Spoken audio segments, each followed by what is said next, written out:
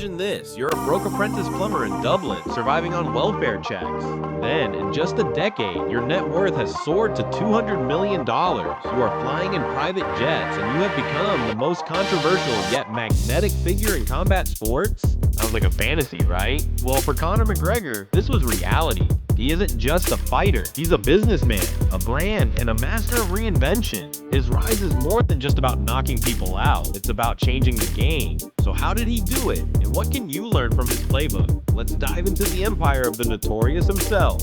Before the fame, before the money, before the knockouts, Conor McGregor was just a kid from Dublin with a dream. Born in 1988, McGregor grew up in a working-class family where toughness was a way of life. He was passionate about football, but by his teenage years, he found a new love: combat sports. At 17, McGregor took up an apprenticeship as a plumber, working long, grueling hours. But deep down, he knew he wasn't meant to spend his life fixing pipes. Every evening, after exhausting shifts, he would hit the gym, training tirelessly under the guidance of John Kavanagh, Ireland's first Brazilian Jiu-Jitsu black belt. McGregor made his professional MMA debut in 2008, fighting on the small regional circuits in Ireland and the UK. It wasn't easy. There was no money in Irish MMA, no guarantees, no safety net. McGregor sometimes had to rely on government welfare checks just to get by. But his confidence? Unshaken. By 2013, he was the Cage Warriors featherweight and lightweight champion, holding 2 belts simultaneously, foreshadowing what he would later accomplish in the UFC. That same year, UFC President Dana White made a trip to Dublin and heard the entire city buzzing about one name: Conor McGregor. With a few calls and a little faith, the UFC signed McGregor, and in April 2013, he made his debut against Marcus Brimage. It took just 67 seconds for McGregor to deliver a knockout that would announce his arrival on the world stage. Dana, 60 G's, baby! From that moment, it was clear this wasn't just another fighter. McGregor was a showman, a brand, a walking headline, and he was only getting started. Before we talk about business, let's get one thing straight. McGregor wasn't just a loudmouth. He backed it up in the cage. His rapid rise in the UFC was fueled by precision striking, bold predictions, and an unmatched ability to captivate audiences. In 2015, McGregor won the interim featherweight title by defeating Chad Mendes on short notice at UFC 189. Just months later, he made history at UFC 194 when he knocked out Jose Aldo in just 13 seconds, claiming the undisputed featherweight championship. It was the fastest finish in UFC title fight history. But McGregor wasn't satisfied, he wanted more. He set his sights on becoming the first simultaneous 2-division champion in UFC history. In 2016 at Madison Square Garden, McGregor dismantled lightweight champion Eddie Alvarez, securing a second belt in dominant fashion. At that moment, he wasn't just a UFC fighter, he was an icon. This wasn't just about fighting, it was about legacy, about transcending the sport, and about leveraging his success for something even bigger. McGregor's ambition led him to a once-in-a-lifetime opportunity, a boxing match against Floyd Mayweather in 2017. The fight was a spectacle, smashing records with over 4.3 million pay-per-view buys. McGregor held his own against one of the greatest boxers of all time before losing in the 10th round. But the real victory? The $100 million payday that would fuel his future business empire. McGregor hasn't fought in the UFC since July 2021, when he suffered a nasty ankle break in his crushing TKO defeat to Dustin Poirier at UFC 264. McGregor's UFC career had made him rich, but his vision extended far beyond the octagon. With fame, fortune, and a global brand, he was ready to build an empire. Now, if you really want to make generational wealth, sports alone won't cut it. That's where proper number 12 comes in. In 2018, McGregor launched his Irish whiskey brand, leveraging his massive fan base to push sales through the roof.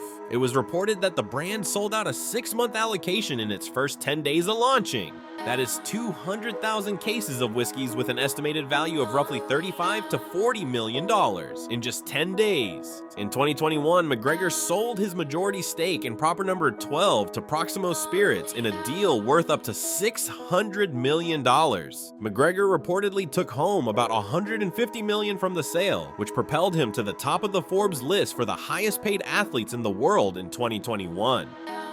If that's not playing the game at the highest level, I don't know what is. But McGregor didn't stop with whiskey. He saw the potential in the booming craft beer industry and made a significant investment in Porterhouse Brewery, one of Ireland's most respected independent breweries. The brewery, known for its high-quality stouts and ales, now had the backing of one of the world's most marketable athletes. This investment wasn't just about making money, it was about building a legacy in Irish business.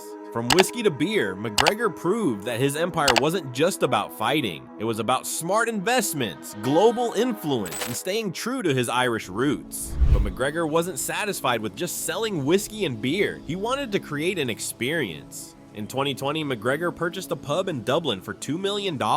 He spent a further $1 million on renovations and rebranded the pub as the Black Forge Inn. It is a place where luxury meets Irish culture, and yes, where you can sip his whiskey in style. But being McGregor, controversy is never too far away. In 2022, the pub was targeted in a petrol bomb attack. But McGregor, he doubled down, making the pub even bigger. By 2023, the pub had accumulated over $2 million in losses since its opening, mainly due to the global pandemic. While losses have accumulated over the years, Black Forge Inn and all of its assets were reportedly still valued at a neat $6.1 million. It's a lesson every entrepreneur needs to hear. When people come for you, you don't back down, you build bigger. Conor McGregor has also made his mark in the fashion world. Enter August McGregor, a premium menswear brand created in collaboration with famed tailor David August Heil, who has been McGregor's personal suit maker for years. Known for his bold style, think custom suits with hidden messages, McGregor wanted to bring that high-end confident look to his fans. August McGregor offers stylish, fitted clothing that blends sophistication with streetwear, making luxury fashion more accessible to young men who want to dress like a champ. It wasn't just about selling clothes, it was about selling an identity. Confidence, success, and swagger, all wrapped up in one brand. The brand is so popular that even the world's richest man, Elon Musk, has worn McGregor's clothing line. And like everything McGregor touches, it turned into a profitable venture, reportedly generating $50 million in sales annually. McGregor's entrepreneurial mindset isn't just limited to products. He's selling his mindset. He developed McGregor Fast, a high-performance training program designed to build endurance, power, and speed. Developed with sports scientists and elite trainers, McGregor Fast was built to maximize athletic performance, and not just for fighters. Everyday athletes and fitness enthusiasts worldwide signed up, eager to train like the Notorious himself. It was yet another example of how McGregor turned his passion into a thriving business, monetizing not just his fights, but his entire lifestyle. With a keen eye for lucrative opportunities, McGregor established Mlan Ventures, a savvy move into the world of real estate investment. From high-end luxury apartments in Dublin to hotel and resort developments, Mlan Ventures is McGregor's way of turning fight money into long-term wealth. He's not just buying real estate, he's building it. One of his major projects is the Marble Arch project in Dublin. It is a massive residential development in Ireland, providing high-quality homes while securing a foothold in the lucrative property market. McGregor's vision is clear. He's not just here to make headlines. He's here to build an empire that lasts for generations.